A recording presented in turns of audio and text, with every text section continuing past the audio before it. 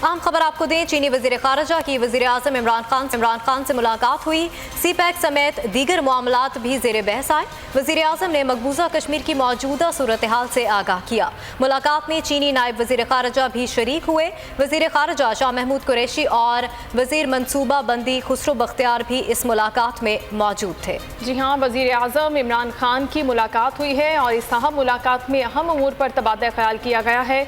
इसके साथ साथ मसला कश्मीर पर भी बातचीत की गई है। वजीर खारजा शाह महमूद कुरैशी और वजीर बराए मनसूबाबंदी खुसरो बख्तियार भी इस मुलाकात के मौके पर मौजूद थे। चीनी वजीर खारजा जो कि पाकिस्तान में है, पाकिस्तान के दौरे के दौरान उनकी अहम मुलाकातों का सिलसिला जारी है। वजीर आजम इमरान खान से उनकी मुलाकात हुई है जिसमें पाकिस्तान और चीन का अहम मनसूबा सी पैक जिस पर बातचीत की गई है। इसके अलावा वजीर आजम ने मकबूजा कश्मीर की सूरत हाल से मुतालिक भी चीन को एक बार फिर आगाह किया है।